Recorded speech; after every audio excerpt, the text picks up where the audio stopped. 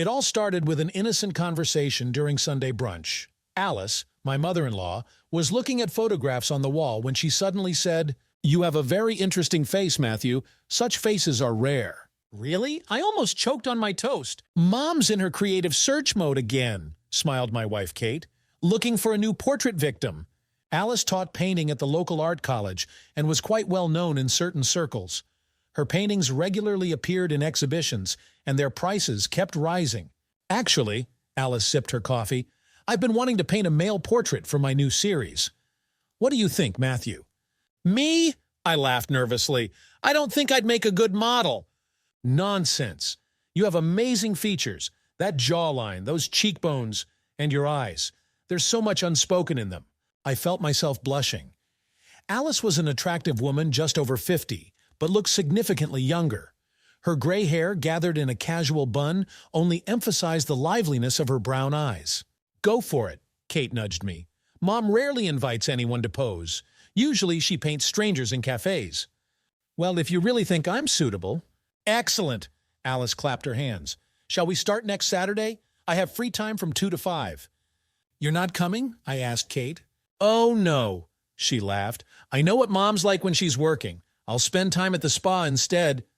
Next Saturday, I stood before Alice's studio door. It was located in the attic of her house. Kate had told me that after the divorce, her mother converted the loft into a workshop. "Come in." Alice opened the door. She wore a paint-stained jumpsuit. "Sorry for the mess. I was just preparing the canvas." The studio smelled of oil and turpentine. Paintings were everywhere, finished and unfinished. On one of them, I recognized a nude female figure. "Don't worry," Alice smirked, catching my glance. "I plan to paint you clothed." She set up the lights, seated me in a chair, spent a long time choosing the pose. Her fingers touched my chin, turning my head this way and that. She smelled of some herbs. "Like this," she whispered. "Perfect! Don't move!" I froze. She went to her easel, and the hardest part began waiting. Only the sound of pencil on paper. "Can I talk?" I asked after 15 minutes of silence. "Of course, just don't move your head." "Kate said you rarely paint portraits of people you know." "Yes, it usually interferes with the work. You know too much about the person. It affects perception." "And with me?" She peered from behind the easel. Her gaze slid across my face like a touch. "You're a mystery to me, Matthew." Something in her voice made me shiver. She frowned. "I asked you not to move." 3 hours flew by unnoticed. When Alice finally put down her pencil, my whole body was stiff. "Can I look?" I asked, stretching my neck. "No," she shook her head. "I never show unfinished work. Come back next Saturday, we'll continue." On the way home, I caught myself on a strange thought. I couldn't wait to return to that studio. All week I caught myself thinking about the studio, about the smell of paint, about Alice's gaze. "How was the posing?" Kate asked in the evening. "Fine, just sat for 3 hours." "Is Mom happy? She's usually very picky about her models." "Seems so. Invited me back next Saturday." "See? I told you you have an interesting face." This Saturday, Alice opened the door wearing a light dress. Her gray hair was loose. "I've been thinking about color," she said instead of greeting. "Today we'll start with paint." She seated me again, adjusted my pose. Her fingers lingered on my neck a bit longer than necessary. "Tell me about yourself," she requested, mixing paints. "Kate says you work in IT?" "Yes, as a programmer. Not very creative work." "Why not? Code is also a kind of art, creating something from nothing." "Never thought about it that way." She worked quickly, confidently. Sometimes she came closer, studying my face. In such moments, I tried not to breathe. "You have amazing eyes," she said, standing very close. "They change color depending on the light." "Really?" "Right now they're almost green. A minute ago they were gray." Her face was so close I could see golden specks in her brown eyes. "Alice!" "Shh!" She put a finger to my lips. "Don't move." Back at her easel, she asked casually, "Are you happy with Kate?" "What?" "Simple question. Are you happy in your marriage to my daughter?" "Of course." "Don't answer so quickly. Think about it." I stayed silent while she worked. "Am I happy? Kate and I have been married for 3 years. We have a good life. Stable. I love your daughter." "That's not what I asked." There was a sadness in her voice. She put down her brush. "That's enough for today. Would you like some tea?" We drank tea, sitting on an old sofa by the window. Alice talked about her paintings, exhibitions, students. I caught myself admiring her hands, long fingers, stained with paint. "Who's this?" I pointed to a portrait of a young woman. "That's me 20 years ago." Amazing, you haven't changed at all. "Flatterer," she smiled. "I've aged." "No," I turned to her. "You're beautiful." Silence fell. We sat too close. Her knee touched mine. "Matthew," she whispered, "you shouldn't." "I know." I stood up, spilling tea. "I should go. Kate will worry." Of course. She stood too. Until next Saturday? Until next Saturday. All the way home, I convinced myself nothing was happening, that it was just the creative atmosphere affecting me, that I was just flattered by a beautiful woman's attention. But deep down I knew it was a lie. All week I wasn't myself. Kate noticed. "You seem distracted, difficult project?" Yes, lots of work. In reality, I couldn't concentrate. I kept seeing Alice's face, her fingers on my neck, her knee touching mine. It was raining on Saturday. I got soaked walking from the car to the studio door. "God, you're all wet." Alice handed me a towel. "Take off your shirt. I'll hang it to dry." I froze. "What?" "Don't be silly. You'll catch cold. I have John's old sweater." John, her ex-husband, Kate's father. I'm fine. "Matthew," she stepped closer, "just take off your shirt." Her hands reached for my buttons. I caught them. "Alice." "What?" "We shouldn't. I'm just concerned about your health." "No, you know that's not it." She looked up. There was a challenge in her eyes. "Then what is it?" I couldn't find the words. "Finish the thought." She moved even closer. "What is this?" "Alice, please." "What? Afraid to say it out loud?" "I'm married to your daughter." "And?" Her lips were an inch from mine. "Does that change what's happening between us?" "Nothing's happening." "No." She ran her finger along my cheek. "Then why are you trembling?" I was indeed trembling. From cold, from fear, from desire. "We can't." "We can," she whispered. "We just shouldn't." Her lips touched mine, softly, carefully. I should have pulled away, should have left. Instead, I pulled her closer. The kiss lasted forever, or a second. When we broke apart, we were both breathing heavily. "Damn!" I stepped back. "Damn, damn, damn!" "Matthew!" "No! This is a mistake. I can't." I ran from the studio, forgetting my umbrella. Rain lashed at my face. At home, Kate asked, "How was the session?" "Fine." "You're soaked?" "Yeah, forgot my umbrella." "Mom didn't offer you a change of clothes? She still has Dad's things." I almost physically felt the taste of Alice's lips. "No, I left right away." That night I couldn't sleep. Kate breathed peacefully beside me, while I stared at the ceiling thinking, how could I? How could we? My phone vibrated quietly. Message from Alice. "We need to talk." I didn't respond to the message. Didn't come the following Saturday. A week later, Kate asked, "Why aren't you posing for Mom anymore?"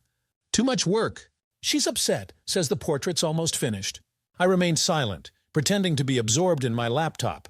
Maybe go this Saturday, one last time. This was exactly what I feared, having to return to the studio, to see Alice. But Kate insisted. Mom says it could be her best work. Saturday found me standing before the familiar door again. My heart was beating wildly. "I thought you wouldn't come." Alice looked drawn. "Come in." Everything in the studio was the same, but something had subtly changed. Or had we changed? "Sit," she pointed to the chair. "There's very little left." She worked in silence. I too stayed quiet, afraid to move. "You ignored my messages," she finally said. "It's better this way." "For whom?" "For everyone." She put down her brush. "Look at me." I raised my eyes. She stood by the easel, so beautiful and so unreachable. "We can pretend nothing happened," she said, "but we both know that's a lie." "And what's the truth, Alice? That we feel something forbidden? That we're ready to betray the closest person to us?" "I don't know!" She was almost shouting. "I don't know what this is. I just know I can't stop thinking about you." She came closer. "And you? Can you stop thinking about me?" I stayed silent. She laughed bitterly. "That's what I thought." What should we do? What we must. Finish the portrait. But we both knew it wasn't about the portrait. That evening, Kate called. "Working late. Maybe stop by Mom's. See how the painting's coming along?" "Kate, Please, I'm so curious." I returned to the studio. Alice opened the door with a wine glass in hand. "I knew you'd come." Kate asked. "Of course." She sipped her wine. Kate asked. We stood in the studio's twilight. The setting sun painted everything gold. "Want to see the portrait?" she asked. "Yes." She removed the cloth from the canvas. I froze. Looking back from the painting was me, but different. The eyes held longing, desire, and guilt. Everything I tried to hide. How did you— I couldn't find the words. I'm an artist, Matthew. I see what others try to hide. She stood so close. She smelled of wine and paint. Don't, I whispered. Don't what? This, everything. Too late. She traced my lips with her finger. We've already crossed the line. We make a beautiful pair of liars, Alice said once, buttoning her blouse. We had been meeting for a month, secretly, furtively, after work when Kate stayed late at the office, on Saturdays under the pretense of additional sessions. Don't say that. How else? What are we doing, Matthew? I don't know. I really didn't know. Each time returning home, I swore to myself, this is the last time. Each time looking at Kate, I hated myself. And each time, I returned to the studio. You know what's scariest? Alice lit a cigarette. She only smoked after intimacy. I don't feel guilty. How is that possible? She's your daughter. I'm a terrible mother, right? She laughed bitterly. But I'm an artist. We live by feelings. And what I feel for you— Don't. Why, afraid of words? Afraid of what they mean. This Saturday, Kate decided to come to the studio. I finally want to see the portrait. It's not ready yet. I went cold. That's fine. I'll see the progress. In the studio, Alice greeted us as if nothing was wrong. Darling, what a surprise. I couldn't look at them both, at how Kate hugged her mother, at how Alice kissed her daughter's cheek with the same lips that had kissed me yesterday. Well, show me. Kate approached the canvas. Wait, Alice blocked the painting. I don't like showing unfinished work. Even to your daughter, especially to my daughter. They laughed while I stood thinking, how did we get here? When did everything spin out of control? Matthew, you look pale, Kate noticed. Yes, feeling unwell. Would you like some tea? Alice offered. Her hand accidentally brushed mine as she passed by. No, I recoiled. No, thank you. I need some air. I rushed out of the studio. Alice caught up with me on the stairs. What's wrong with you? I can't see you together, can't pretend. Quiet. She glanced back at the studio door. Kate will hear. Let her hear. Let everyone hear. I can't lie anymore. Matthew, she grabbed my arm. Think about the consequences. That's all I think about, day and night, every damn minute. Kate's voice came from above. Mom, Matthew, where are you?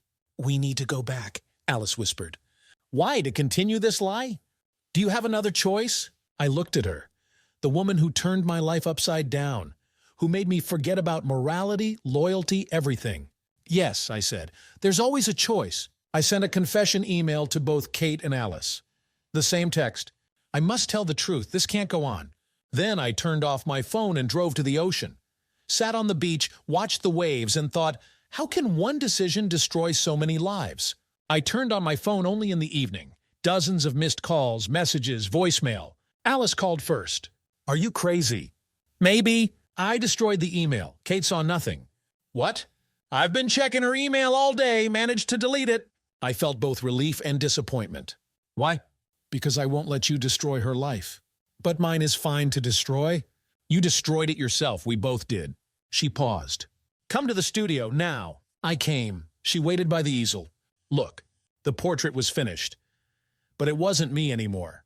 The person in the painting seemed to split in two. One half of the face light, happy, the other tormented, full of guilt. This is who you are, she said. This is what we turned you into. Alice. No, be quiet. I understood everything. You know when? When I saw how you looked at Kate and me in the studio. There was horror in your eyes. I love you. The words escaped on their own. No, she shook her head. You love the idea of me, the passion, the forbidden fruit. But real love doesn't destroy, Matthew. She went to the window. I'm selling the house, moving to Europe. What? Got an offer to teach in Paris. I've been postponing the decision, but now— Because of me? Because of us both. It's better this way. And what about— The portrait? You can have it. Consider it a farewell gift. I wasn't talking about that. I know, she smiled for the first time that evening, but we won't talk about that. A month later, Alice flew away. Told Kate it was a great career opportunity. Kate cried but supported her mother's decision. The portrait hangs in my office. Kate says it's her mother's best work. She seemed to see into your soul. If only she knew. Sometimes I receive postcards from Paris. No signature, just city views. And each time, looking at them, I wonder, was it love? Or just an obsession, an intoxication, art that got out of control? Then I look at the portrait, and both halves of my face remain silent, keeping this secret. Did you like this story? Let us know in the comments what you liked. Subscribe to our storytelling podcast. Also, don't forget to like and ring the bell so you don't miss more interesting stories. See you soon.